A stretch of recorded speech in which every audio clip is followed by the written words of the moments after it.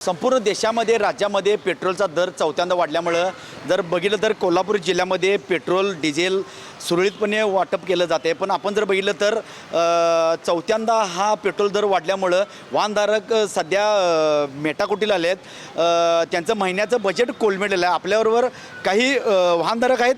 काय सांगाल दादा, पेट्रोल दर वाढला आहे, काय वाटतं तुम्हाला चौथ्यांदा दर वाढला?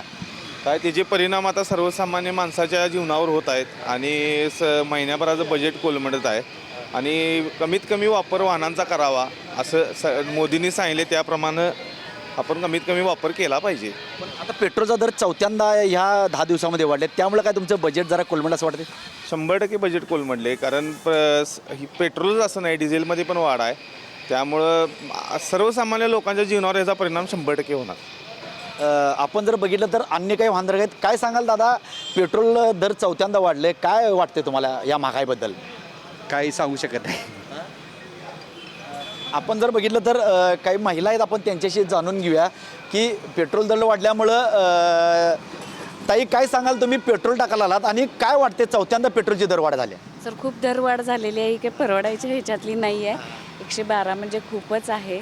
बाकीचं पण बजेट बसलं पाहिजे ना सगळ्या ह्याच्यात, नाही होत एवढं पेमेंट। पेट्रोल दर वाढले, खाद्यपदार्थ दर वाढलेले आहेत, त्यामुळं सगळंच वाढले। तुम्ही आता गृहिणी आहेत, काय कसं महिन्याचं बजेट बसवत आहे? सर, बजेट बसवणं फारच अवघड आहे सर, हा रेट नाही परवडेबल। काय सांगाल सरकारला?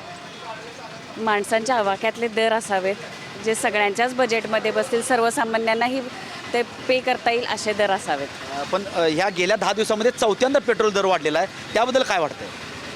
सर, नाही, एवढे काही योग्य दर नाही आहेत जे आपल्या खिशाला परवडतील, सर्वसामान्यांना परवडण्यासारखे दर नाहीत। 1 लिटर जर 112 रुपये दर होत असेल तर नाही जमत हे, आणि पगार पण त्याप्रमाणे माणसाचा वाढला पाहिजे ना, तर ते होत नाही। एक मुलांचं एज्युकेशन बसवणं प्लस घराचा सगळा कारभार त्यात बसवणं नाही जमत, ते रेट बसत नाही झाले पाहिजेत। ते मोदींनी असं आवाहन केले की कमीत कमी ह्याच्यामध्ये वाहनं चालवा आणि इकडे तर महागाई वाढायला, काय सांगाल? कमीत कमी ह्याच्यात वाहनं चालवा, बरोबर आहे, पण जिथं गरजेचं आहे तिथं गेलंच पाहिजे, ते पण आहे। त्यामुळं कसं बसवायचं हा मलाही मोठा प्रश्न आहे। मेट्रो सिटीमध्ये रेल्वेची उपलब्ध आहे, मेट्रो सिटी सगळं आहे तिथं, पण आपल्यासारख्या कोल्हापूर शहरामध्ये फक्त बसची सुविधा आहे। बस एखाद्याकडे जायचं आपलं स्वतःचं वाहन घेऊनच जायला लागतं। हां, एकेका ठिकाणी स्वतःचं वाहन घेऊन जावं लागतं, कारण की तिथं बसेस त्या टायमिंगमध्ये अवेलेबल नसतात। एक कामं अशी असतात की ती येऊन पाठीमागं त्याच वेळेत करावी लागतात, त्यामुळं मग ते पॉसिबल होत नाही। तशा वेळेला मग गाडीशिवाय पर्याय नाही। प्रशासनानं सुविधा करायला पाहिजे, थोडं काहीतरी करायला पाहिजे, नागरिकांनी पण केलं पाहिजे। थोडंफार सरकार सांगते आपल्याला की बसनी प्रवास करा, तर तेही जरा बघितलं पाहिजे, आपण करायला पाहिजे, पण ठराविक ठिकाणी नाही पॉसिबल होत ते।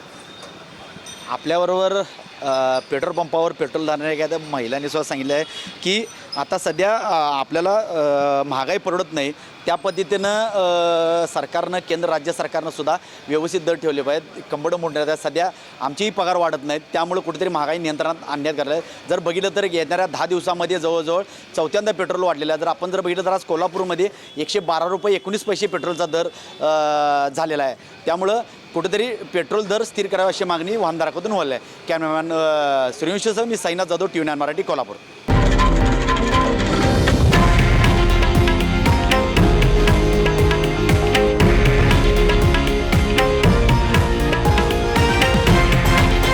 हे आहे देशातील नंबर 1 न्यूज नेटवर्क आणि आपण पाहत आहात TV9 मराठी, एकमेव।